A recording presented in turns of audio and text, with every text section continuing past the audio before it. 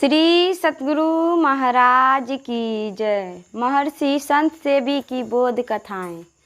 कहानी मन को घुमा घुमा कर लाओ।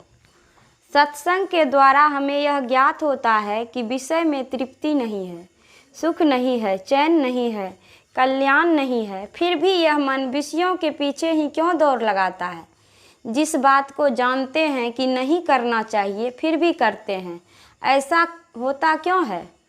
एक गरीब किसान था, उसके यहाँ एक गाय थी। बेचारा गरीब किसान उस गाय के लिए रूखी सूखी घास किसी प्रकार जुटाता और उस गाय को खिलाता।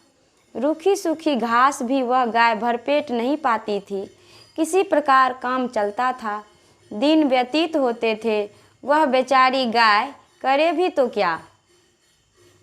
एक दिन एक सेठ जी उस किसान के यहाँ आए। देखते हैं कि गाय की नस्ल तो अच्छी है, इस गाय को दूध भी अच्छा देना चाहिए और इससे जो बछड़े पैदा होंगे वे भी अच्छी जाति के बैल बनेंगे।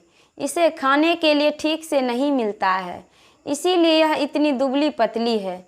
सेठ जी सोचते हैं यदि यह मेरे यहाँ चली जाए तो इसे खाने के लिए हरी हरी घास, बढ़िया दाना, खल्ली आदि मिलेगा और यह सुखपूर्वक रह सकेगी। सेठ जी ने उस किसान से उक्त गाय बेच देने के लिए कहा। आपस में सौदा तय हो गया। गाय को सेठ जी अपने यहाँ ले गए। आखिर सेठ जी ही ठहरे। गाय को हरी हरी घास, खल्ली, दाना आदि खाने को देने लगे तथा गाय को रहने के लिए भी घर भी बनवा दिया।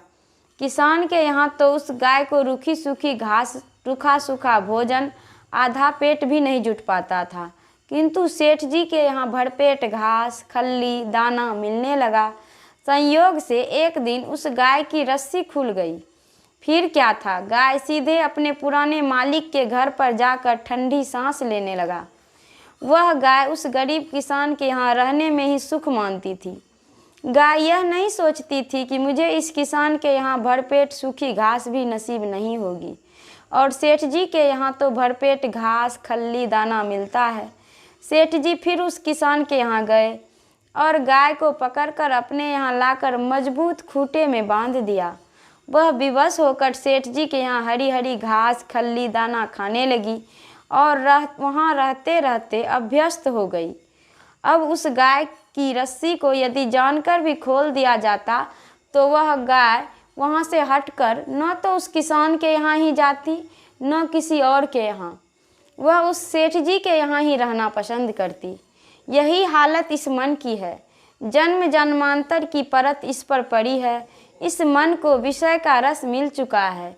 ईश्वर भजन में क्या सुख है। उस सुख का आनंद जब इस मन को मिलेगा तब यह मन उस सुख की ओर मुड़ सकेगा। इसीलिए साधक रूपी सेठ मन को घुमा घुमा कर लाता है, लक्ष्य की ओर लगाता है। सुषुम्ना रूपी मजबूत खूंटे से लगाकर सूरत की डोर से उसे बांधता है। अब यह मन भजन करता है। भजन करते करते जब इस मन को भजन का स्वाद आने लगता है तब फिर यह मन उस भजन के स्वाद को भूलकर अन्यत्र कहीं नहीं जाता है।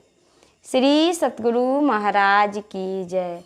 यह प्रवचन शांति संदेश पत्रिका में दिसंबर 1997 ईस्वी को प्रकाशित हुआ था। श्री सतगुरु महाराज की जय।